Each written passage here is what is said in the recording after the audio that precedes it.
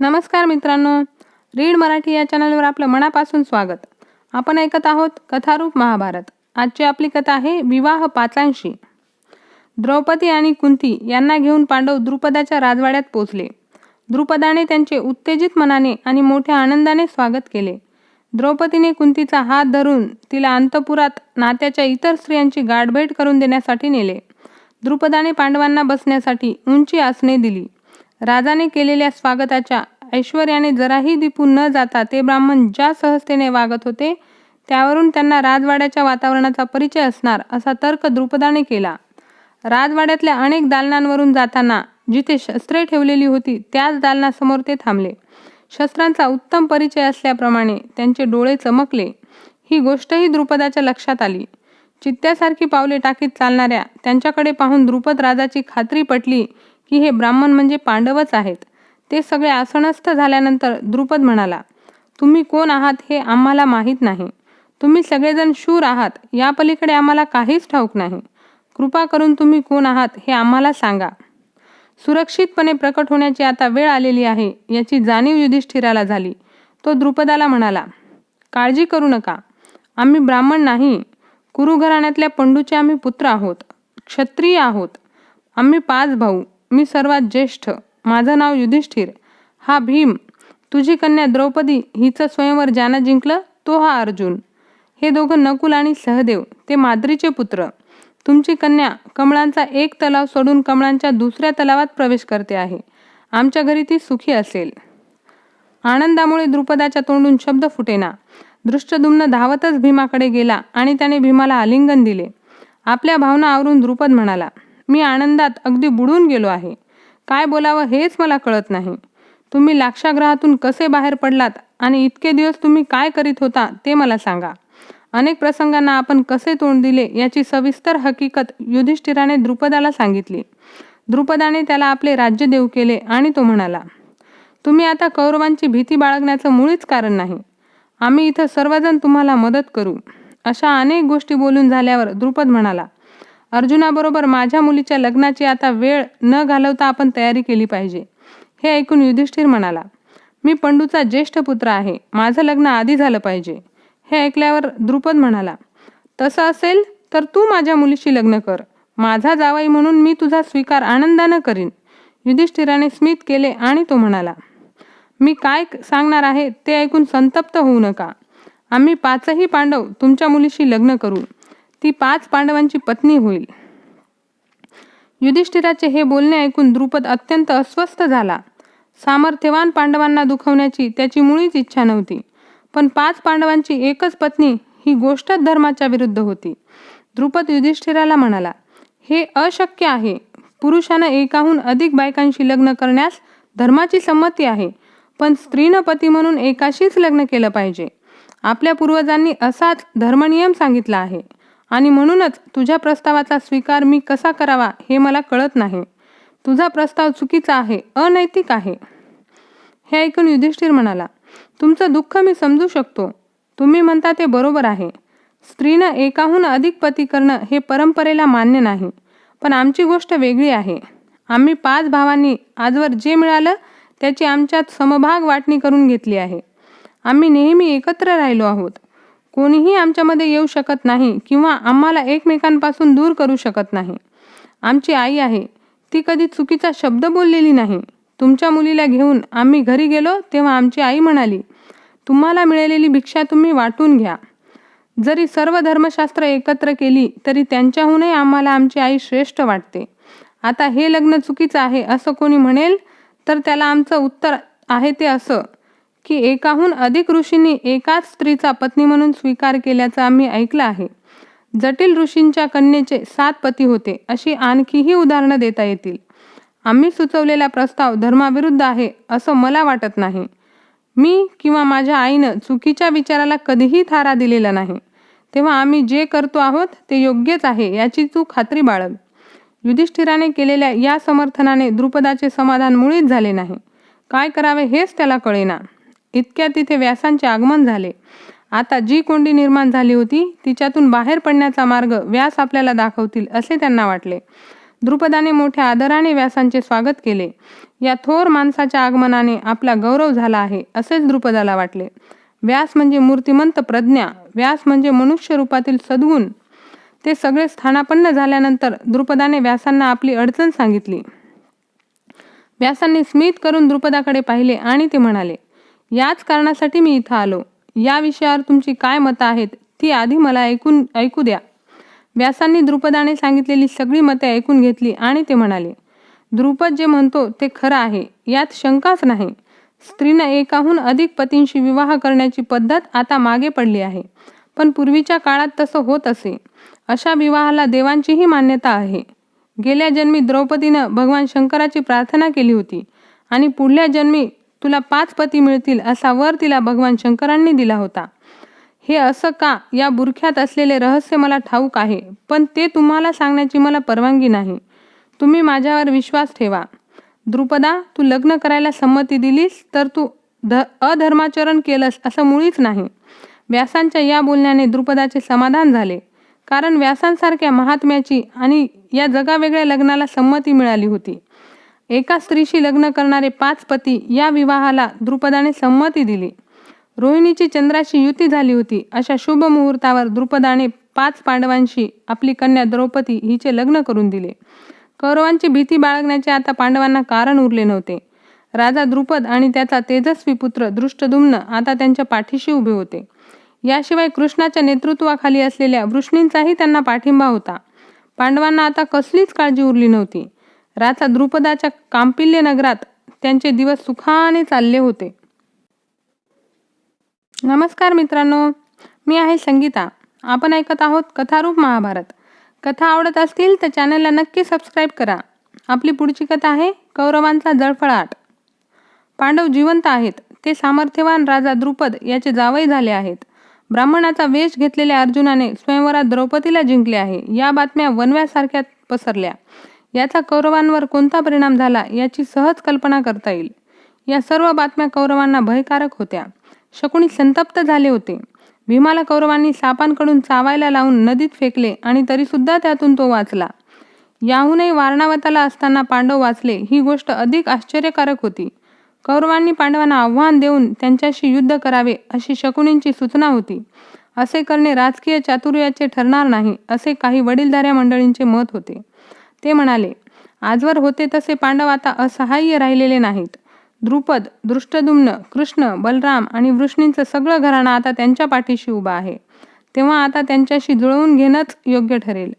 राधेय म्हणाला, पांडवाची शक्ती याविषयी खरंच बोलता येईल हे खरं आहे. असा विचार करून आपलं मन विभागू देणं हे क्षत्रियांना शोभणार नाही. त्यांचा पराभव करायचा असेल तर हीच वेळ आहे. ते शक्तिमान असले तरी आम्ही काही हातात बांगड्या भरलेल्या नाहीत. आम्ही युद्ध करू शकतो. हे युद्ध करायचं तर आता किंवा मग कधीच नाही. आपण सगळे मिळून पांचाळांच्या देशावर स्वारी करूया आणि पांडवांना आव्हान देऊया. आपण त्यांना सहज नाहीसे करू शकतो. राधेयाचे हे युद्धाचे आव्हान देण्याचे भाषण बहुतेकांना आवडले. सैन्य गोळा केले गेले आणि कांपिल्य या राजधानीच्या दिशेने निघाले. युद्धाला प्रारंभ झाला. ते अगदी अल्पकालीन आणि निर्णायक ठरले. कौरवांच्या सैन्याचा सपशेल पराभव झाला. दुःखावलेल्या सर्पासारखा पांडवांचा क्रोध होता. पांडवांच्या शक्तीपुढे कौरव निष्प्रभ ठरले. दुर्योधन आणि त्याचे सैन्य हस्तिनापूरला पोहोचले. आपल्याला वाटले होते त्यापेक्षा पांडव शक्तिमान आहेत ही गोष्ट आता स्वीकारणे दुर्योधनाला भाग होते. त्याचे हृदय दुभंगत होते. त्याने सगळ्यांशी बोलणे थांबवले, आपल्या भावांशी आणि मित्रांशी सुद्धा. तो तासनतास आपल्या महालात एकटाच बसून राहू लागला आणि नियतीने आपल्याला कसे चकवले याचे चिंतन करू लागला. पांडवांशिवाय त्याला दुसरे काहीच सुचेना. दुःशासन त्याच्याजवळ जाऊन त्याचे सांत्वन करू लागला. त्याच्याजवळ त्याने आपल्या दुःखाला वाट करून दिली. दुर्योधन म्हणाला, पुरोचन असा घोटाळा करील याची कुणाला कल्पना तरी होती का? तो मूर्ख होताच, पण ही गोष्ट खरी की देवाची पांडवांवर कृपा होती. नाहीतर तो गाढव अर्जुन राधेयाला 2 वेळा पराभव कसा करू शकला असता? त्यांना वारणावताला पाठवलं तेव्हा त्यांचा नाश करता येईल याची मला खात्री होती. पण ते अजून जिवंत आहेत, पूर्वीसारखेच शक्तिमान. शेवटी नशीबच बलवत्तर असतं याची प्रचिती आज आली आहे. वर्णनाच्या पलीकडचे दुर्योधनाचे दुःख होते. दुर्योधनाला वेळ लागण्याची पाळी आली होती. विदुरांना ही सगळी बातमी कळली. कौरवांनी पुन्हा एकदा मूर्खासारखी पांडवांवर स्वारी केली आणि युद्धात त्यांना लाजिरवाणा पराभव पत्करावा लागला हेही त्यांना कळले होते. आपला भाऊ धृतराष्ट्र याच्याकडे विदुर गेले आणि त्याला म्हणाले, खरोखरीच ही सुदैवाची गोष्ट आहे की कुरु घराण्यातल्या पुत्रांची भरभराट होते आहे. धृतराष्ट्रांची काय प्रतिक्रिया होते ते पाहण्यासाठी मुद्दामच विदुरांनी कुरु घराण्यातील असे शब्द योजले होते. विदुर पुढे म्हणाले, ज्येष्ठ पुत्रांना आता पांचाळांच्या राजाच्या कन्येशी विवाह केला आहे. हे ऐकल्यावर राजा धृतराष्ट्र सापळ्यात सापडले. अगदी खुश होऊन ते म्हणाले, तिला तू माझ्यासमोर का आणली नाहीस? तू म्हटल्याप्रमाणे खरोखरीच कुरु घराण्यातील पुत्रांची भरभराट होते आहे. विदुर म्हणाले, माझ्या प्रिय बंधू, तुझ्या स्वरावरून मला असं वाटतं आहे की कुरु घराण्यातील या माझ्या शब्दांचा तू चुकीचा अर्थ घेतला आहेस. तुझा असा समज झालेला दिसतो आहे की राजा द्रुपदाच्या कन्येचं लग्न दुर्योधनाशी झालं आहे. मला माफ कर, मी कुरु घराण्यातले पुत्र असं म्हणालो तेव्हा मला पांडव अभिप्रेत होते. ते सुद्धा कुरु घराण्यातलेच पुत्र आहेत. अर्जुनानं स्वयंवरात द्रौपदीला जिंकली आणि आता ती 5 पांडवांची पत्नी झाली आहे. धृतराष्ट्रांना विदुरांपासून आपली निराशा लपवणं भाग होतं. शिष्टाचार म्हणून त्यांनी आपले मन शांत केले आणि ते विदुरांना म्हणाले, ही अधिकच आनंदाची बातमी आहे. सामर्थ्यवान राजा द्रुपद आणि त्याचा पुत्र यांच्याशी त्या चारित्र्यवान 5 पंडुपुत्रांनी नातेसंबंध प्रस्थापित केले आहेत. हे ऐकून मला फार बरं वाटलं आहे. माझ्या मृत बंधूचे पुत्र जिवंत आणि सुखरूप आहेत हे कळून मला अतिशय आनंद झाला आहे. आजच्या इतका आनंद यापूर्वी मला कधीही झाला नव्हता. विदुरा, मला आलिंगन दे. धृतराष्ट्र हे बोलत असताना विदुरांनी स्वतःशी स्मित केले आणि ते म्हणाले, महाराज, तुमचं बोलणं अगदी मधुर आणि प्रेमाचं आहे. तुमचं बोलणं पाण्यावर येणाऱ्या फेसासारखं नसावं अशी मला आशा आहे. तुम्ही व्यक्त केलेल्या भावना खोलवर रुजून आलेल्या आणि कायमच्या टिकून राहणाऱ्या आहेत असं मला वाटतं. तुमचं मन आता मागे पुढे होणार नाही असं मला वाटतं. असे बोलून विदुरांनी धृतराष्ट्रांचा निरोप घेतला आणि ते निघून गेले. विदुर निघून जात असताना त्याच वेळेस दुर्योधनाने राजवाड्यात प्रवेश केला. त्याच्याबरोबर राधेय होता. धृतराष्ट्र आणि विदुर यांच्या संभाषणातला अखेरचा भाग त्यांच्या कानावर पडला. त्या क्षणी दुर्योधनाने आपले निंदाव्यंजक बोलणे सुरू केले. तो म्हणाला, पिताजी, मला आश्चर्य वाटतं आहे. माझे चुलत भाऊ ज्यांचा मी द्वेष करतो ते जिवंत आहेत हे कळून तुम्हाला आनंद होतो? हा काय प्रकार आहे? तुम्ही स्वप्नात तर नाही? तुम्हाला बरं वाटत नाही काय? धृतराष्ट्र म्हणाले, मी तुझ्याहून अधिक अस्वस्थ आहे. पांडवांचा उत्कर्ष पाहून मी सुखी नाही, पण मी विदुराला तसं सांगू शकलो नाही. तो नेकीचा माणूस आहे. त्यामुळे विदुरासमोर मी नेहमी पांडवांची स्तुती करतो. माझ्या खऱ्या भावना त्याला कळू शकणार नाहीत. आता तू इथं आला आहेस तर आपण काय केलं पाहिजे हे तू मला सांग. बिचाऱ्या दुर्योधनाला नेमके काय करावे हेच सांगता येईना. तो म्हणाला, दुष्ट पांडवांचं ऐक्य मोडून काढलं पाहिजे. कसलीही किंमत देऊन ते केलं पाहिजे. आपल्याला त्यांच्यात फूट पाडता येणार नाही काय? राजा द्रुपदाला मूल्यवान देणग्या देऊन त्याला आपल्या बाजूने वळवता येणार नाही काय? सुंदर द्रौपदीवरून पांडवात कलह निर्माण होऊ शकणार नाही काय? आपण भीमाला ठार का करू नये? 5 पांडवात तो सगळ्यात शक्तिमान आहे. त्याच्या मृत्यूमुळे उरलेले पांडव खचून जातील. अर्जुनाची सगळी मर्दुमकी भीम त्याच्या पाठीशी उभा असल्यामुळे आहे. भीम जर मृत्यू पावला तर अर्जुनाला ठार करणं हा माझ्या राधेयाला साधा पोरखेल असेल. पिताजी, काहीतरी केलंच पाहिजे. द्रौपदीचं मन आपण पांडवांच्या विरुद्ध कलुषित करू शकत नाही काय? द्रुपद आणि धृष्टद्युम्न जर पांडवांच्या विरुद्ध उभे राहिले तर पांडव अगदी निष्प्रभ होऊन जातील. या माझ्या काही सूचना आहेत. राधेयाला जर त्यांच्यापैकी एखादी सूचना मान्य झाली तर ती प्रत्यक्ष कारवाईत आणायला आपण सुरुवात करूया. काळ वेगानं जातो आहे. पांडव जर हस्तिनापुरात येऊन आपल्याबरोबर राहू लागले तर मी जिवंत राहू शकणार नाही. राधेयाने आपल्या मित्राकडे स्मित करून पाहिले आणि तो म्हणाला, दुर्योधना, माझ्या मित्रा, तुझं चित्त थाऱ्यावर दिसत नाही याविषयी माझी खात्री आहे. तसं नसतं तर तू हे कल्पनेचे खेळ खेळत बसला नसतास. पांडवात भेदभाव निर्माण करण्याचे आजवरचे तुझे सर्व प्रयत्न वाया गेले आहेत. प्रारंभापासून शकुनी मामांचा सल्ला घेऊन हे सर्व डावपेच तू आखत आला आहेस. त्यातला एक तरी डाव यशस्वी झाला आहे काय? एकही नाही. भेदाच्या मार्गाने तू पांडवांना जिंकू शकत नाहीस. त्यांचा एकमेकांवर जीव आहे. या प्रेमाआड काहीही येऊ शकणार नाही. ते मनाने इतके चांगले आहेत की ते कधीही एकमेकांचा द्वेष करणार नाहीत. सन्मार्गावरून त्यांना कोणीही ढवळू शकणार नाही. देणग्यांची लाच देऊन द्रुपदाला आपल्या बाजूला वळवावं अशी तुझी सूचना आहे, पण ही गोष्ट केवळ अशक्य आहे.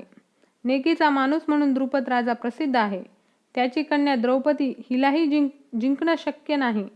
एकापेक्षा अधिक पती असणं ही गोष्ट स्त्रीला स्वभावतःच रुचणारी आहे. ही गोष्ट तुला ठाऊक नाही काय?